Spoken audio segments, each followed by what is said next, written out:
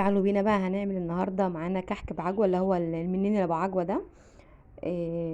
زي ما انتم ما شايفين شكله كده، بسم الله ما شاء الله، طالع مستوي معايا وحلو جدا وبيتباع بره غالي. فانا قلت نعمله بقى، احنا هنعمل كيلو واحد بس على قدنا، وهقول لكم المقادير مظبوطه. وطبعا معايا الفيديو للاخر علشان الفيديو فيه تفاصيل حلوه جدا هتعجبكم ان شاء الله. ده كده شكل المنين اهو بقى. في منه ساده وفي منه محشي بعجوه. قبل ما نبدا بقى نقول بسم الله، ما ننساش نعمل اشتراك ولايك وشير للقناه عشان يوصلك اي جديد، وفعلي زر الجرس ودوس على كلمه الكل.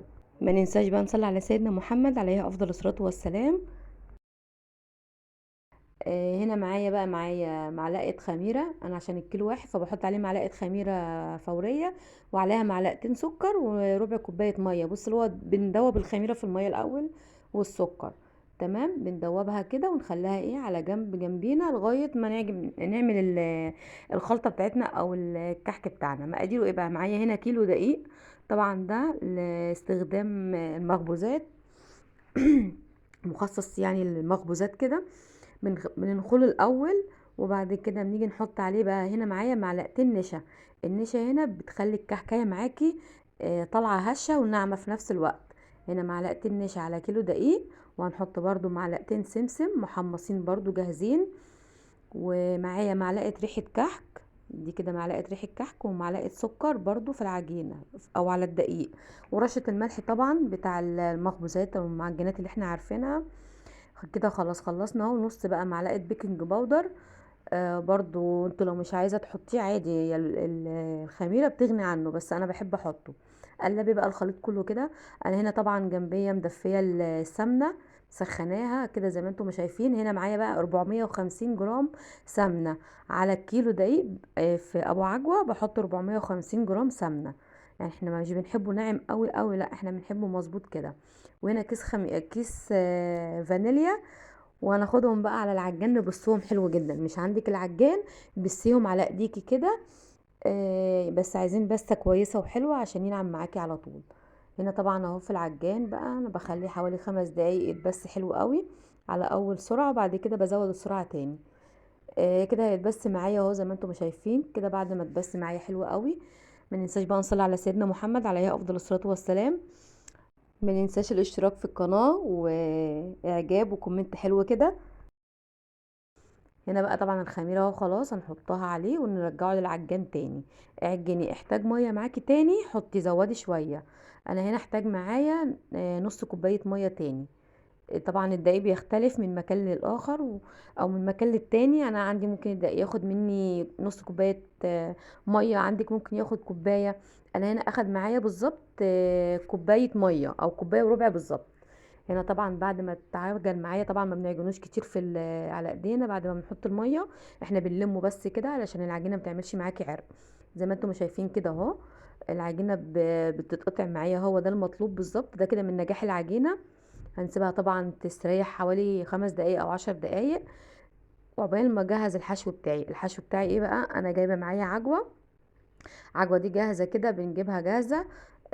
بتبقى مفرومه جاهزه ونضيفه جدا. اهم حاجه تتاكدي من جوده العجوه، لان في عجوه نازله بتبقى بتقرقش او سمره او كده، لا ده نوع نظيف. بنحط عليها معلقتين سمسم، وهنا رشه زيت صغننين عشان نعرف ندعكهم. احنا مش بنحط سمنه عشان السمنه بتنشف العجوه في قلب العجين. هي نقطه زيت بالظبط كده بتفك بيها او بتقلبي بيها بقى السمسم مع العجوه عشان تبقى طريه معاكي زي ما انتم ما شايفين كده اهو بقى. وبتيجي بقى تكوريها او تصبعيها على حسب ما انت هتشتغلي في العجينه ايه هي هتعملي منين. احنا المنين بنشكله العجوه زي الصوابع كده. هتعملي قرص مدوره، بتشكلي العجوه اللي هي قطع مدوره زي ما هشوفوا معايا دلوقتي. هنا طبعا عشان اشكلها هحط جنبيها شويه زيت، وهصبعها بقى كده زي ما انتم ما شايفين. هخلص الكميه كلها وهرجع نقول لكم احنا هنقطع ازاي بقى العجينه او الكحك هنعمله ازاي. كده اهو بنصبعها. واللي بيعملوا بالطريقه دي يا ريت يكتب لي كومنت حلو كده، وشيروا الفيديو عشان يوصلك اي فيديو من بنزله. كده خلاص خلصنا العجوه اهو. هنجيب بقى احنا نقطع العجينه، بناخد حته كده على زي ما انتم ما شايفين. بتبرميها كده، بتفرديها زي ما انتم ما شايفين كده، وبتيجي بقى مبططاها كده من النص تفرديها تمام. طبعا هتجيب العجوه الصوابع اللي احنا عاملينها، وهنحطها كده زي ما انتم ما شايفين على حرف العجينه، وتلفي العجينه بقى ايه حواليها كده، بتلفيها لفيها الرول. تمام، وقفليها حلو جدا جدا من تحت، وقفليها من الجناب، وبرضو لفيها، افضلي لفي فيها كده لغايه ما تتقفل كلها معاكي زي ما انتي ما شايفه كده اهو.